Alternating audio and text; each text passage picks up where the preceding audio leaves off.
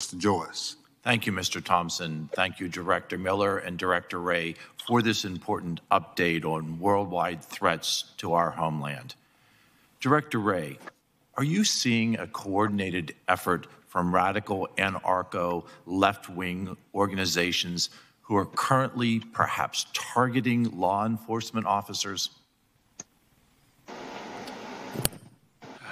Well, as I said a few minutes ago, the violence varies widely. Much of the violence that we're seeing, it does not appear to be organized or attributed to any one particular group or even movement. That doesn't make it any less serious or criminal or unacceptable. Now, we are seeing in certain pockets more kind of regionally organized folks coalescing, often coordinating on the ground in the middle of protests, in terms of tactics and things like that. And that is some of the most dangerous activity, because that's often what leads to destruction of small business, destruction of government buildings, and particularly concerning to me, assaults on law enforcement and federal law enforcement officials in particular, but not exclusively. We've got case after case of people burning, setting fire, pouring gasoline and setting fire to marked police vehicles. And this is not innocuous activity. And it takes a very, very, very special person to be willing to put his or her life on the line for complete strangers every day, which is what law enforcement in this country does.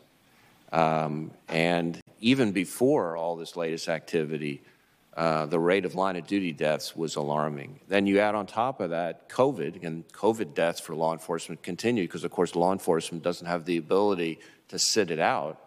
And now we've seen a significant uptick in violence against law enforcement in this country this year. It's up markedly from last year. And the reason I know that, besides just looking at the statistics, is that I made it a practice after becoming FBI director to, every time there is an officer shot and killed in this country, to personally call the chief or sheriff responsible for that officer and express my condolences and support on behalf of the FBI.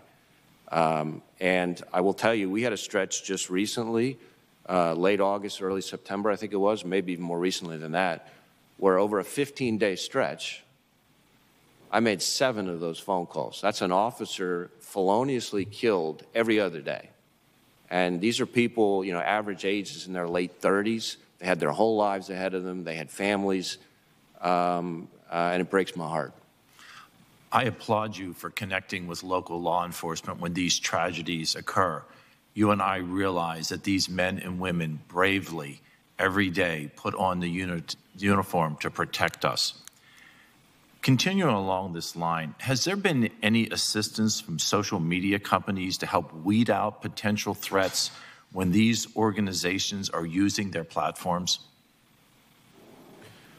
Well, somewhat like what I was describing in response to a question earlier on the election influence context or threat, we do have relationships with the social media companies in which, again, in a similar way, they will sometimes detect activity on their platforms, and working jointly with us, they will sometimes use their terms of use or terms of service to shut down or kick off those accounts and flag information for law enforcement.